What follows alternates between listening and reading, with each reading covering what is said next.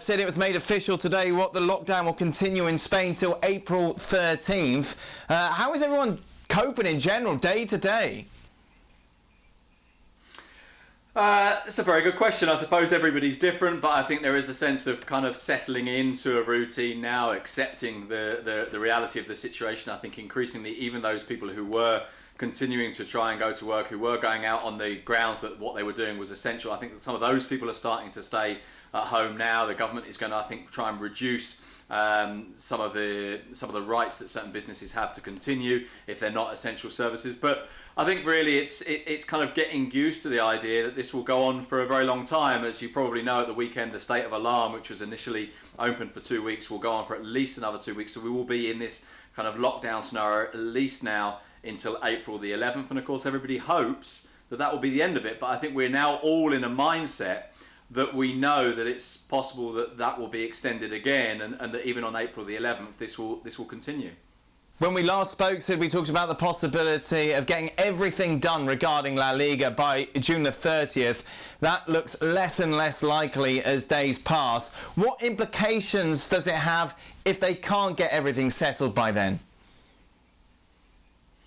Well, look, obviously it has a lot of implications on a lot of different levels. I mean, seen purely from the point of view of the competition itself, it raises the possibility that this season gets declared null and void, or it raises the possibility that this season gets declared to have been finished, and therefore some sort of decision needs to be made about who the league title winners are, which teams go into the Champions League, which teams go into the Europa League, which teams are relegated, which teams indeed come up from the second division, and so on. And that has lots and lots of knock-on effects. In terms of specifically that target of trying to reach the 30th of June, that of course was about the fact that most players' contractual cycles end on the 30th of June, a new contract start, or a new year of a contract starts on the 1st of July. And so of course there was a logistical reason to try and have that as a cut-off point. But today's announcement essentially really is just a public pronouncement of something that we already knew that was the case, which was this is in the hands of the virus now, so we just don't know. But yes, if the season was forced to run into the summer beyond the 30th of June, then there would need to be all sorts of agreements reached about what happens with players' contracts, what the labour implications are in terms of their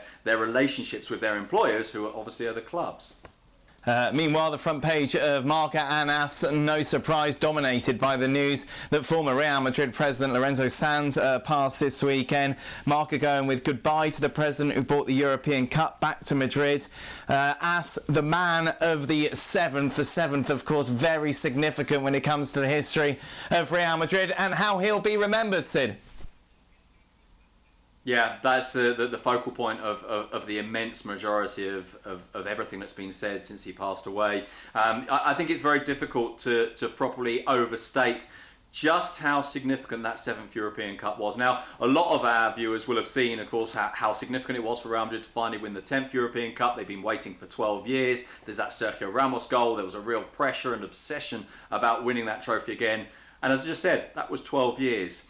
It was 32 years between winning the 6th European Cup and the 7th European Cup at Real Madrid. It was seen as very much a different era. The joke from Barcelona fans was always that Real Madrid had never won a European Cup in colour. The pressure was intense. The obsession was absolute. This is a club that forged its entire identity through the European Cup. So winning it at last in Amsterdam against Juventus in 1998 was absolutely colossal. And that, of course, has been the focal point because Lorenzo Sanz, who was president for only 5 years, but in those 5 years won 2 European Cups, including this one, which they waited for longer than anything else.